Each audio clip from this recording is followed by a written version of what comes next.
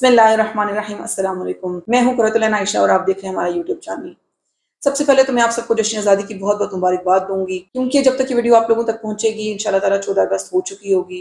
और 14 अगस्त वो यादगार दिन है जिस दिन हमने इस मुल्क को बहुत ही कुर्बानियां देकर हासिल किया। और इस मुल्क के पीछे जो स्पिरिट है, उन स्पिरिट्स में से एक स्पिरिट रूल ऑफ लॉ भी है, ताकि इस मुल्क की आम आवाम तक इंसाफ की फराहमी हो सके, उसको उसके हुकूक मिल सकें और इस मुल्क को हम तरक्की की राह पर गामजन कर सकें। इसीलिए हमारी वीडियो का जो आज टॉपिक है, जो मौजू है, वो भी आईने पाकिस्तान के हवाले से ही है। सुप्रीम कोर्ट ने अभी रिसेंटली एक जजमेंट पास की है, एक एक्ट जिसको हम पहचान सकते हैं एक्ट 23 ऑफ 23 के नाम से, या review of judgement and orders act, जिसको पार्लियामेंट ने पिछले 16 माह की कारकर्दगी में बड़ी मुश्किलों से, बड़ी कोशिशों और काविशों से एक एक्ट पास किया, जिस एक्ट के कुछ खास अजाइम थे, कुछ खास मकासद थे जिनको अचीव करने के लिए उसको पास किया गया। लेकिन उस एक्ट को सुप्रीम कोर्ट ने नल एंड वॉइड करार दे दिया। उस एक्ट में क्या था और जिस फैसले के तहत सुप्रीम कोर्ट ने उसको नल एंड वॉइड करार दिया है, उसका हम एक थोड़ा सा छोटा सा रिव्यू करेंगे आज, क्योंकि दोनों तरह के व्यूज मार्केट में चल रहे हैं कि पॉलिटिकल पार्टीज ने अपने पॉलिटिक्स के हवाले से एक एक्ट जो है वो पार्लियामेंट में पेश किया था, जिसके अंदर सुप्रीम कोर्ट की जो पावर्स हैं, सुप्रीम कोर्ट की जो सो मोटो पावर्स हैं, ओरिजिनल जुरिस्डिक्शन की जो पावर्स हैं, उनके हवाले से बात की गई थी कि उनको हम मजीद उसके अंदर एडिशन या उसके अंदर एनहांसमेंट या जो एक्चुअल लफ्ज इस्तेमाल किया गया है एनलार्जमेंट किस तरह कर सकते हैं। तो वीडियो का बाकायदा आगाज करने से पहले मैं आप सब लोगों से रिक्वेस्ट करूंगी कि अगर आप लोगों को मेरी वीडियो अच्छी लगे तो मेरा चैनल सब्सक्राइब कर लीजिएगा। अगर आप पूरी वीडियो देखेंगे एंड तक तो I will be grateful. Judgement का रिव्यू करने से पहले मैं आप लोगों को ये बताती चलूं कि basically parliament comprises of 2 houses. मैं आसान उर्दू में बात करती हूँ, बहुत सारे देखने वालों को ये भी एतराज होता है कि मैं मुश्किल इस्तिलाहात का इस्तेमाल करती हूँ। अब कानून में इस्तिलाहात हैं ही ऐसी जिनको समझने में थोड़ी सी दिक्कत का सामना होता है। मैं उर्दू में भी बोलूंगी तो वो आपको मुश्किल लगेंगे।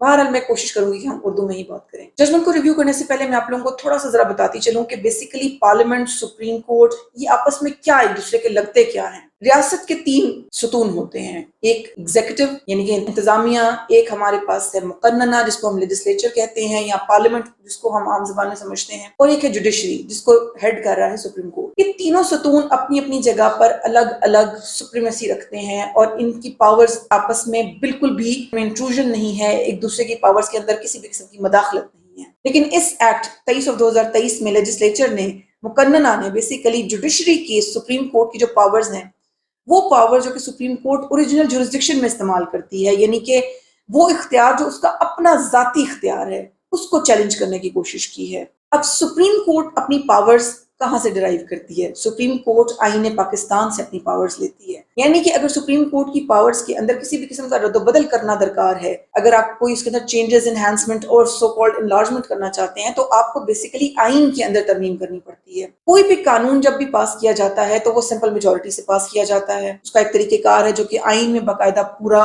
दर्ज है। लेकिन जब आइन में तरमीम की जाती है तो उसके लिए सिंपल मेजोरिटी दरकार नहीं होती, बल्कि 2/3 of the total membership of parliament चाहिए होती है। अब जो मौजूदा नेशनल असेंबली थी, मौजूदा जो पार्लियामेंट थी, उनके पास तो 2/3 मेंबर्स ही नहीं मौजूद थे कि वो क्या ही उसके ऊपर 2/3 की मेजोरिटी से कंसेंट दे। तो बेसिकली आइन में तरमीम करना ये जो साबका पार्लियामेंट है इनके पास में तो नहीं था, तो इन्होंने एक छोटा सा एक्ट पास कर दिया। ये जितनी भी बातें मैं आप लोगों के साथ शेयर कर रही हूँ, ये बेसिकली उसी जजमेंट की डेरिवेशन है, उसी जजमेंट की रीजनिंग्स हैं जिसको सुप्रीम कोर्ट ने बताया कि हमने क्यों उसको नल एंड वॉइड करार दिया है। जिसमें जो मुख्तलिफ जो पिटिशनर्स थे उनके मुख्तलिफ आर्गूमेंट्स थे, जिसमें से मैं आप लोगों के सामने कुछ आर्गूमेंट्स रखना चाहती हूँ, क्योंकि आपको बहुत दिलचस्प लगेगा कि पिटिशनर ने क्या कहा जिन्होंने इसको चैलेंज किया हुआ था, और दूसरी तरफ से क्या जवाब आया, अटॉर्नी जनरल ने क्या कहा, यानी कि जो हुकूमत के नुमाइंदगान थे उन्होंने क्या कहा। अब हम जल्दी से इस एक्ट को जरा गो थ्रू करते हैं कि इस कानून में बेसिकली ये सबका हुकूमत जो है वो उसने क्या चीज प्रपोज की, क्या चीज कानून साजी करने की कोशिश की। सबसे पहले तो सेक्शन 2 के अंदर इन्होंने सुप्रीम कोर्ट की वो जुरिस्डिक्शन जो कि सुप्रीम कोर्ट एंजॉय करती है 184 के तहत, यानी कि सो मोटो भी जिसको आम जबान में हम समझते हैं और कानूनी जबान में हम उसको कहते हैं कि ये ओरिजिनल जुरिस्डिक्शन है सुप्रीम कोर्ट की। मैं आपको साथ ही साथ बताती चलूं कि ओरिजिनल जुरिस्डिक्शन क्या होती है। किसी भी अदालत का वो इख्तियार जिसके तहत वो किसी चीज पे नोटिस ले सकती है, कॉग्निजेंस ले सकती है, दस्तंदाजी कर सकती है, किसी को आंसरेबल ठहरा सकती है। बेसिकली सुप्रीम कोर्ट के 2-3 रोल्स हैं। सुप्रीम कोर्ट का जो मेजरली रोल है ہے وہ ہے کانسٹیٹیوشنل کورٹ، یعنی کہ وہ کانسٹیٹیوشن کو انٹرپریٹ کرتی ہے. جیسے میں نے آپ کو پہلے بتایا کہ 3 ستون ہیں، تینوں ستونوں کا کام کیا ہے. مقننہ، جو مقننہ ہے وہ قانون سازی کرتا ہے، یعنی کہ قانون بناتا ہے. ایگزیکٹو اس کو امپلیمنٹ کرتا ہے، اور جوڈیشری جو ہے وہ اس کو انٹرپریٹ کرتی ہے. جوڈیشری کا جو ہیڈ ہے وہ سپریم کورٹ ہے. تو سپریم کورٹ کانسٹیٹیوشنل ہونے کے ناطے کسی بھی قانون کو انٹرپریٹ کرتی ہے کہ کیا یہ قانون آئین سے متصادم تو نہیں ہے. اسی طرح اس قانون کو بھی سپریم کورٹ میں پیش کیا گیا کہ کہیں یہ قانون تو آئین سے متصادم نہیں ہے. بیرسٹر علی ظفر صاحب جو کہ بہت ہی لرنڈ ہمارے سپریم کورٹ کے کانسٹیٹیوشنل لائر ہیں، انہوں نے بہت ہی خوبصورت جب آرگومنٹس پیش کیے تو اس کے اندر ان کا ایک آرگومنٹ یہ بھی تھا کہ کوئی عام قانون، کوئی عام لا آئین کو امینڈ نہیں کر سکتا، یعنی کہ آئین کے اندر وہ ترمیم نہیں کر سکتا. اور اگر کوئی قانون ایسا موجود ہے جو ان کنفلکٹ ود دی کانسٹیٹیوشن ہے، یعنی متصادم ہے آئین سے، تو ایسا کوئی بھی قانون الٹرا وائریس ہوگا، یعنی کہ اس کے وجود کے اوپر ایک بہت بڑا سوالیہ نشان ہے. اور جب بھی آئین سے کوئی قانون متصادم ہوگا تو آئین چونکہ ایک سپیریئر لا ہے، آئین کے تحت قانون بنائے جاتے ہیں، تو وہ نل اینڈ وائڈ قرار دے دیا جائے گا اور آئین پریویل کرے گا. اب میں آپ کو بتاتی ہوں سیکشن 2 کے اندر جو سب سے زیادہ انٹرسٹنگ بات ہے، جس کو بیسیکلی سپریم کورٹ نے انٹرپریٹ کیا اپنی پوری کی پوری ججمنٹ کے اندر بتایا ہے. اس ایکٹ نے بیسیکلی سپریم کورٹ کی جو ریویو کی پاور ہے، یعنی کہ 184 آرٹیکل جو ہے آئین کا، اس کے تحت سپریم کورٹ سو موٹو ایکشن لیتی ہے، اس کو انہوں نے ریویویبل قرار دینے کی کوشش کی تھی. اور اس ریویو کو ریویو نہیں رہنے دیا، بلکہ یہ کہا کہ وہ ہوگا ریویو، لیکن اس کا جو سکوپ ہے وہ اپیل کا ہوگا. اس کو ہم تھوڑی سی ذرا چالاکی سے ہی تعبیر کریں گے کہ یہ تھوڑی سی چالاکی کرنے کی کوشش کی ہے، حالانکہ آئین کے اندر 188 میں ریویو آلریڈی موجود ہے. یعنی سپریم کورٹ کی جو 184 کی پاور ہے، اس کو ریویو کرنے کی پاور آلریڈی آئین کے اندر 188 کے تحت موجود ہے. تو پھر اس ایکٹ کے آنے کا کیا مقصد تھا؟ اس سیکشن کے ڈالنے کا کیا مقصد تھا؟ اس سیکشن کے ڈالنے کا مقصد یہ تھا کہ ایک نئی پاور ایجاد کی جائے جس کا نام تو ریویو ہو، لیکن اس کی پاورز اپیل والی ہوں، جو کہ آئین کے اندر تو یہ ترمیم نہیں کر سک رہے تھے کیونکہ ان کے پاس 2/3 اکثریت نہیں تھی. اب اس 2/3 اکثریت کو انہوں نے اوائڈ کرنے کے لیے یا اس کو ایک طرح سے کمپنسیٹ کرنے کے لیے انہوں نے ایک ایکٹ بنا دیا. اور میں اب آپ کو انٹرسٹنگ بات بتاتی ہوں، ایز لا اسٹوڈنٹ یہ ویڈیو بھی بیسیکلی میں اپنے جونیئر ہمارے ایسوسیٹ ہیں ان کے سوال کے اوپر بنا رہی ہوں. تو یہ جتنے بھی ہمارے لا اسٹوڈنٹس ہیں میری طرح، ہم سب جو کہ قانون کو سمجھنے کی کوشش میں ہیں اس وقت، تو ہم سب کو ایک بہت انٹرسٹنگ میں فیکٹ اور بتاتی چلوں کہ 188 میں ایسا کیا تھا یا وہ کیا چیز تھی جس نے اس سابقہ حکومت کو یہ آئیڈیا دیا کہ ہم ایک ایکٹ بنا لیں. انہوں نے یقیناً، ان کے پاس بھی بہت اچھے لا ایکسپرٹس موجود ہیں، انہوں نے کچھ نہ کچھ انٹرپریٹیشن، کچھ نہ کچھ آئین اور لا کو پڑھ کر ہی اس ایکٹ کو پیش کیا تھا. تو یقیناً انہوں نے کہیں نہ کہیں سے تو اس کا آئیڈیا ڈیرائیو کیا ہے. تو وہ آئیڈیا بیسیکلی 188 کے اندر آلریڈی موجود ہے، جس کو انٹرپریٹ کیا ہے سپریم کورٹ نے اور کلیئر کر دیا ہے کہ اس کا یہ مطلب نہیں ہے جو آپ لے رہے ہیں. اب اس کے اندر جو سیکشن 3 ہے وہ لارجر بینچ کا ہے، یعنی کہ یہ ایکٹ یہ کہہ رہا تھا کہ ریویو پٹیشن جو ہے وہ لارجر بینچ سنے گا، اس بینچ سے لارجر ہوگا جس بینچ نے اوریجنل جوریسڈکشن میں وہ پٹیشن سنی تھی، اب اس سے لارجر بینچ ہوگا جو اس کو سنے گا. اسی طرح رائٹ ٹو اپوائنٹ کاؤنسل، یعنی کہ وکیل کرنے کا اختیار ہوگا، جس کے خلاف اگر فیصلہ آتا ہے جو اگریو پارٹی ہے تو وہ وکیل بھی کر سکے گا اپنی مرضی کا. اسی طرح اس کی جو لمیٹیشن سیٹ کی گئی تھی وہ 60 ڈیز تھی، اور اس کو ایک اوور رائڈنگ افیکٹ بھی دیا تھا. یہ اوور رائڈنگ افیکٹ کیا ہوتا ہے؟ اوور رائڈنگ افیکٹ کا مطلب یہ ہوتا ہے کہ کوئی بھی اور قانون جو اس کے ساتھ متصادم ہوگا تو اس کا افیکٹ جو ہے وہ اوور رائڈنگ ہوگا، اور یہ پریویل کرے گا، کوئی اور قانون پریویل نہیں کرے گا. لیکن کوئی کیسا بھی قانون ہو، اگر وہ آئین سے متصادم ہے تو پھر آئین پریویل کرتا ہے، بیکاز آئین وہ سورس ہے، وہ بنیاد ہے. کسی بھی قانون کو ہم اخذ کرتے ہیں، کسی بھی قانون کو جس کے تحت بنایا جاتا ہے وہ آئین ہے. اس قانون کو جن پٹیشنرز نے چیلنج کیا وہ غلام محی الدین صاحب تھے، زمان خان ورداق صاحب تھے، اور جورسٹ فاؤنڈیشن اپنے تھرو اٹس چیئرمین تھے، یعنی کہ راہی صاحب ان کے پٹیشنرز تھے ان تینوں پٹیشنز میں. اور اسی طرح جو رسپونڈنٹ ہے وہ فیڈریشن ہے. زمان ورداق صاحب جو کہ ایڈوکیٹ سپریم کورٹ ہیں اور پٹیشنر بھی ہیں اس پٹیشن کے اندر، انہوں نے اپنی پٹیشن میں سپریم کورٹ کو اسسٹ کرتے ہوئے یہ بتایا کہ انلارجمنٹ کے چکر میں بیسیکلی لیجسلیچر نے سپریم کورٹ کی اس پاور کو چیلنج کرنے کی کوشش کی ہے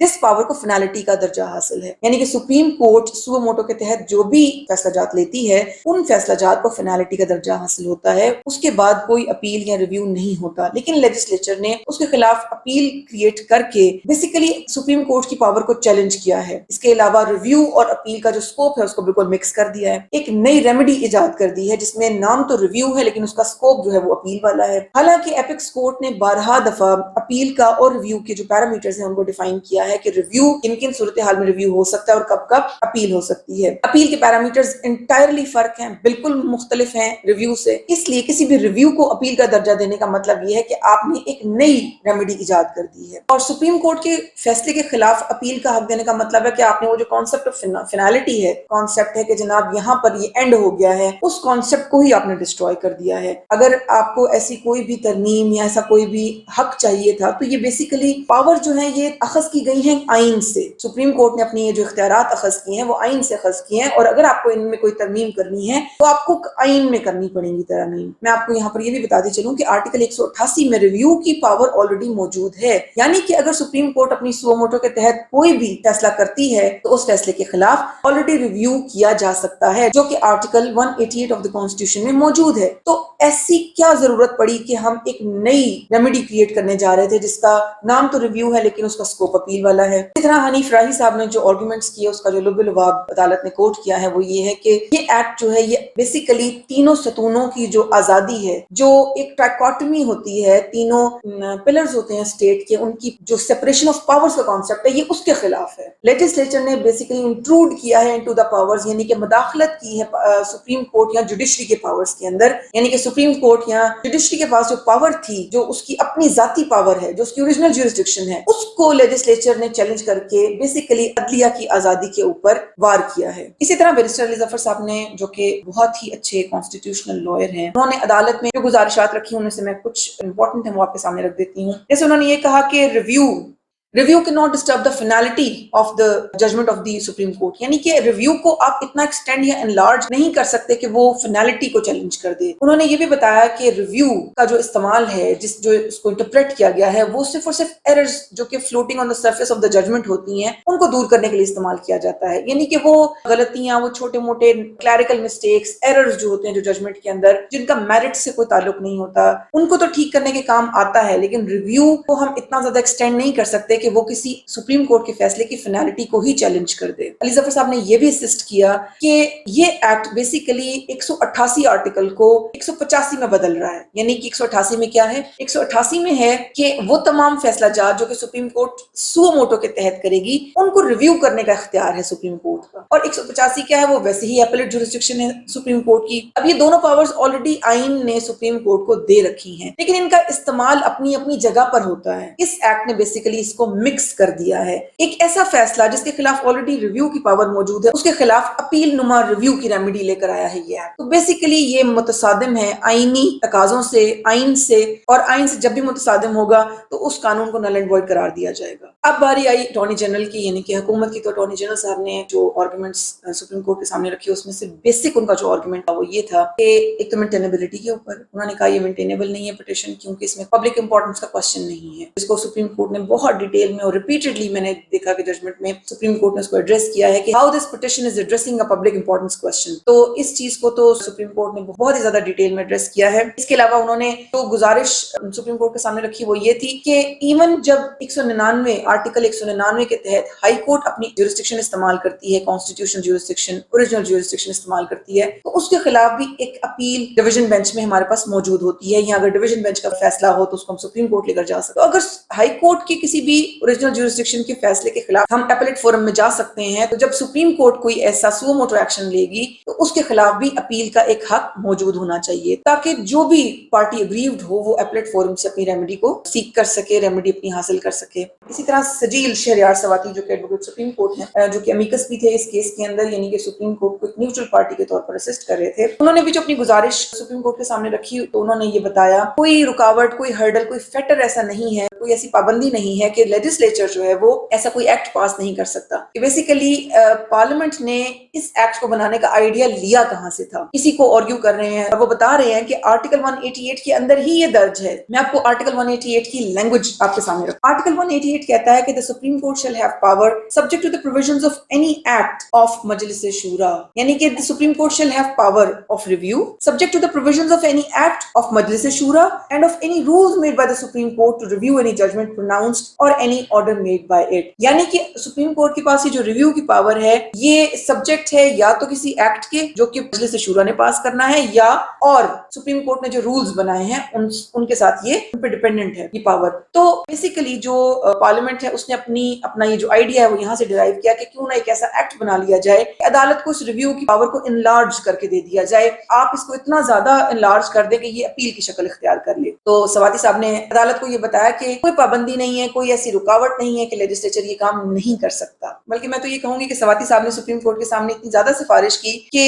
انہوں نے یہ بھی کہا کہ اگر آپ یہ چاہتے ہیں کہ اس کو واقعی اسٹرائک ڈاؤن کر ہی دیا جائے تو اس کا جو افینڈنگ پارٹ ہے اسے اسٹرائک ڈاؤن کر دیں اور اس کا جو نان افینڈنگ پارٹ ہے اس کو رہنے دیں. تو سواتی صاحب کی اپنی اوپینین ہے, ان کی اپنی سفارش ہے, لیکن عدالت نے اس کو کنسیڈر نہیں کیا. اور عدالت نے اس کے اوپر کیا آبزرویشن لی, میں آپ کے سامنے وہ رکھوں. سب سے پہلے تو عدالت نے اس سوال کو ایڈریس کیا جو کہ اٹارنی جنرل صاحب نے اٹھایا تھا کہ یہ بیسیکلی مینٹینیبل نہیں ہے. کیوں مینٹینیبل نہیں ہے؟ کیونکہ اس پٹیشن کے اندر کوئی پبلک امپورٹنس کا کوشچن ہی نہیں ہے, یعنی کہ عوام الناس پبلک ایٹ لارج کے حوالے سے کوئی ایسا اجتماعی سوال نہیں ہے جس کو ایڈریس کیا جائے جو کہ بیسیکلی کسی بھی کانسٹیٹیوشنل پٹیشن کا مینڈیٹ ہوتا ہے. تو عدالت نے اس کو ایڈریس کرتے ہوئے یہ بتایا کہ بالکل پبلک امپورٹنس کا کوشچن ہے. کیسے؟ کیونکہ اس نے ڈائریکٹلی ہٹ کیا ہے انڈیپینڈنس آف جوڈیشری کو. جب عدلیہ کی آزادی کو ہٹ کیا جائے گا, یہ وہ عدالتیں ہیں جو کہ تمام لوگوں کے بنیادی حقوق کو میک شور کرتی ہیں, ان کا تحفظ کرتی ہے, تو ایسی صورت میں عدلیہ کی آزادی ایک پبلک امپورٹنس کوشچن ہے, یعنی کہ اس کو ایک عوامی سوال کے طور پر ٹریٹ کیا جائے گا. ان بنیادی حقوق میں سے جو 3 حقوق جن کے بارے میں سپریم کورٹ نے باقاعدہ مینشن کیا وہ آرٹیکل 8 ہے, آرٹیکل 10A ہے اور آرٹیکل 25 ہے. 8 کیا ہے؟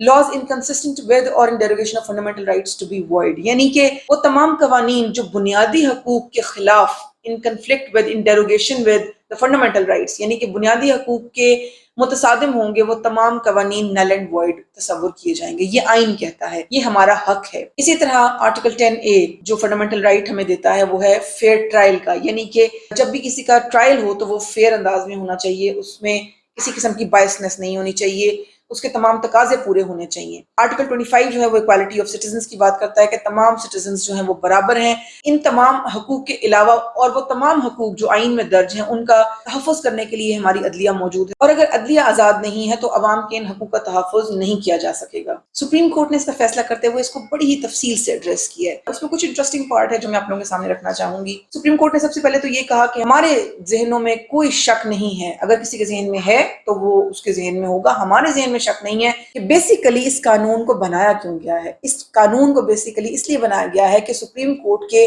وہ آرڈرز جو پہلے فینالٹی اختیار کر چکے تھے ان کے خلاف ایک ایپلیٹ فورم دے دیا جائے. اب اس میں جو انٹرسٹنگ بات یہ ہے کہ انہوں نے یہ کہا کہ لارجر بینچ بنے گا, یعنی کہ جس بینچ نے اوریجنلی وہ کیس سنا ہوگا اب جو اپیل میں یا ریویو میں جو بینچ ہوگا وہ لارجر بینچ ہوگا. تو سپریم کورٹ نے بہت ہی انوسنٹ انداز میں یہ پوچھا ہے کہ اگر جو جس نے اوریجنلی پٹیشن سنی ہے اگر وہی بینچ فل کورٹ بینچ ہوا تو پھر اس کو کون سنے گا؟ اس کا مطلب یہ ہوا کہ آپ نے ریویو کی پاور ختم کر دی, کیونکہ فل کورٹ تو آلریڈی سن چکی ہے, اور اب اگر اس کو ریویو کرنا ہوگا تو اس سے زیادہ بڑا لارجر بینچ کہاں سے لے کر آیا جائے گا؟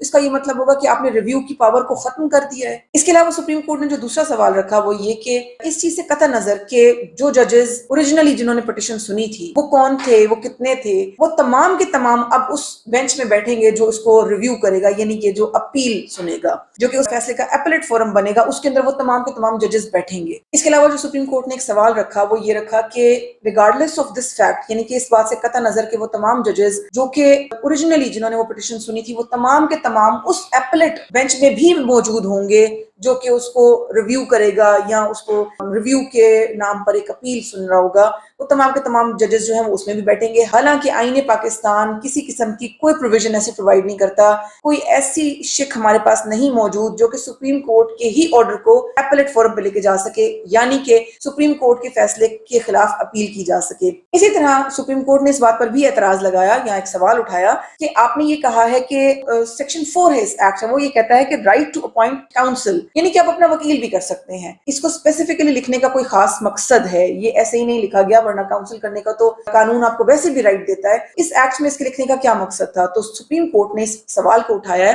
کہ نیا کاؤنسل کرنے کا مطلب یہ ہے کہ ایک ایسا وکیل سامنے آ جائے گا جس کو پورے کیس کا بالکل کچھ پتا نہیں ہے, اور اب وہ آئے گا اور اب وہ نئے سرے سے اس چیز کو کیسے سپریم کورٹ کو اسسٹ کرے گا, جبکہ جو ریویو ہے, ریویو کا جو کانسیپٹ ہے وہ یہ ہے کہ ریویو صرف وہی وکیل فائل کر سکتا ہے جس وکیل نے اس کیس کو لڑا ہوتا ہے, جو اس سے ویل کنورسنٹ ہوتا ہے, یعنی کہ اس کیس کی وہ اچھی بچی سے واقف ہوتا ہے, وہی وکیل اس کا ریویو فائل کر سکتا ہے تاکہ وہ عدالت کو اچھے سے اسسٹ کر سکے. تو یعنی کہ آپ نے وہ جو ریویو کا کانسیپٹ ہے اس کو بالکل ڈسکارڈ کر کے رکھ دیا ہے, تو اس کا نام ریویو نہیں, اس کا نام اپیل ہی لیا جا سکتا ہے. اسی طرح سپریم کورٹ نے سیکشن 2 کے اوپر ایک اور سوال اٹھایا کہ آپ نے یہ جو فیکٹس اینڈ لا دونوں کی بات کی ہے, یعنی کہ جب اس کو ریویو کیا جائے گا کسی بھی پٹیشن کو تو فیکٹس اور لا دونوں ڈسکس ہوں گے, یعنی کہ آپ آپ نے ایک another round of litigation start کر دیا. آپ نے وہ جو فیصلہ جس کو ایک اختتامی شکل یا اختتامی سٹیٹس حاصل تھا، ایک فینالٹی حاصل تھی، آپ نے اس کو بالکل ڈسکارڈ کر دیا. اور اب آپ نے ان پارٹیز کو کہا ہے کہ اب نئے سرے سے آ جاؤ، اور نہ صرف یہ کہ صرف لیگل بات کرو بلکہ فیکٹ کی بھی بات کرو. دیکھیں جس طرح ریویژن ہے، ریویژن کہاں لائے کرتی ہے؟ جیسے کرمنل کیسز میں، آپ جن کو نہیں پتا میں بتا دیتی ہوں، کرمنل کیسز میں کنوکشن اور اکویٹل کے خلاف تو اپیل ہوتی ہے. جو انٹرم آرڈرز ہوتے ہیں ان کے خلاف ہم اپیل نہیں کرتے، ہم ان کے خلاف ریویژنز فائل کر دیتے ہیں. اب بہت ساری جگہیں ایسی ہیں جب ریویژن فائل ہوتی ہے اور اپیل کا آپ کے پاس چانس نہیں ہوتا. اس کے پیچھے لیجسلیچر کی ایک انٹینٹ ہے، ایک لیٹیگیشن ہے، اس کو کہیں نہ کہیں اینڈ کرنا ہوتا ہے، اس کا کہیں نہ کہیں اختتام ضروری ہوتا ہے. اگر آپ ہر آرڈر کو چیلنج کریں گے اور سپریم کورٹ کے اوریجنل جیورسڈکشن میں لیے گئے کسی بھی ایسے فیصلے کو اگر آپ ایپلیٹ فورم پہ لے کر جائیں گے، اور وہ ایپلیٹ فورم بھی کیا ہے کہ وہ تمام فیکٹس اینڈ لا کو دوبارہ سے اگر سنے گی تو پھر اس کا تو اینڈ نہیں ہوگا. اس کے علاوہ سپریم کورٹ نے اس پوائنٹ کو بھی بہت ڈیٹیل میں ڈسکس کیا ہے. اگر اس کے اوپر میں جاؤں گی تو وہ تھوڑا سا بورنگ بھی ہو جائے گا، کہ جو لیجسلیچر ہے، جو پارلیمنٹ ہے، وہ کمپیٹنٹ نہیں تھی، وہ اختیار نہیں رکھتی تھی کہ وہ سپریم کورٹ کے اختیارات میں کسی قسم کی امینڈمنٹ کرے، کیونکہ یہ وہ اختیارات تھے جو آئین پاکستان سے لیے گئے تھے. اور اگر ان اختیارات میں کوئی ترامیم کرنی مقصود تھی تو وہ ترامیم آپ کو بیسیکلی آئین پاکستان میں کرنی پڑیں گی، جس کے لیے آپ کو 2/3 اکثریت چاہیے، جو کہ ان کے پاس موجود نہیں تھی. اب پولیٹیکلی اس کا ایسپیکٹ دیکھا جائے تو اس کو کیوں استعمال کیا جا رہا تھا، اس کو کیوں لے کر آیا گیا تھا، وہ تو تمام کا تمام مقصد فوت ہو گیا. لیکن میں اس فیصلے کو ایک ٹھنڈی ہوا کا جھونکا بولوں گی. جیسے ہم نے اپنے نظام انصاف میں پچھلے دنوں بہت سارے ڈس اپوائنٹنگ ڈیسیژنز دیکھے اور ابھی تک ہم مسلسل دیکھ رہے ہیں، تو سپریم کورٹ کا یہ فیصلہ ایک ٹھنڈی ہوا کا جھونکا ہے کہ کوئی بھی ایسا قانون جو کہ آئین سے متصادم ہے اس قانون کو نہیں چلنے دیا گیا، اس کو نل اینڈ وائڈ قرار دے دیا گیا. تو میں سمجھتی ہوں کہ نو ڈاؤٹ ہمارے نظام انصاف کے اندر بہت ساری غلطیاں ہیں، کوتاہیاں ہیں، انسان ہیں، ظاہر ہے ججز بھی انسان ہیں، پریشر بھی ہے، اور بہت سارے عوامل، بہت سارے ایلیمنٹس ہیں جو کہ ہمارے ملک میں کار فرما ہوتے ہیں. لیکن ابھی بھی میں یہ سمجھتی ہوں کہ عدالتیں اپنی پوری کوشش کر رہی ہیں کہ وہ آئین کا تحفظ کر سکیں اور قانون کے مطابق فیصلے کر سکیں. میں یہ سمجھتی ہوں کہ جو ٹرائیکاٹمی ہے، جو سیپریشن آف پاورز کا جو پرنسپل ہے، جو کہ تینوں ستون اپنے دائرہ کار میں رہ کر اس کو انجوائے کرتے ہیں، اس کا استعمال کرتے ہیں، وہی ایک وہ واحد طریقہ کار ہے کہ جب تینوں ستون اس عمارت کو، اس ہمارے ملک کو، اس قانون کو، اس آئین کو، اس کی عمارت برقرار رکھنے میں کامیاب ہو سکتے ہیں. ورنہ جب بھی انٹروژن ہوتی ہے، مداخلت ہوتی ہے ایک دوسرے کی پاورز، یا سیپریشن آف پاورز کا کانسیپٹ ختم ہوتا ہے، اس میں کوئی مداخلت کی جاتی ہے تو اس کا رزلٹ کبھی بھی اچھا نہیں نکلتا. میں یہ سمجھتی ہوں کہ لیجسلیچر کو اپنا کام کرنا چاہیے، اس میں عدالتوں کو بالکل انٹرفیئر نہیں کرنا چاہیے، کیونکہ یہ اس کی سینکٹٹی ہے، یہ اس کا اختیار ہے کہ جو وہ کام کرتی ہے. ہاں، انٹرپریٹیشن کی حد تک سپریم کورٹ موجود ہے، یعنی کہ عدالتیں موجود ہیں، عدلیہ کا اپنا کام ہے، مقننہ کا اپنا کام ہے، اور انتظامیہ کا اپنا کام ہے. یہ تینوں اپنے دائرہ کار میں رہ کر جب تک کام کرتے رہیں گے ہمارے ملک کے لیے آسانی ہوگی. 14 اگست کے موقع پر میں دعا گو ہوں آپ سب کے ساتھ مل کر کے، خدا کرے کہ میری عرض پاک پر اترے وہ فصل گل جس سے اندیشہ زوال نہ ہو. دعا ہے کہ اللہ تعالیٰ اس ملک کو ہمیشہ قائم و دائم رکھے اور اس ملک کی ترقی کی منازل طے کرنے میں ہم سب کو اپنا کردار ادا کرنے کی توفیق عطا فرمائے. اسی نوٹ کے ساتھ میں آپ سے اجازت چاہوں گی. انشاءاللہ تعالیٰ اگلی ویڈیو میں پھر ملیں گے. السلام علیکم ورحمۃ اللہ.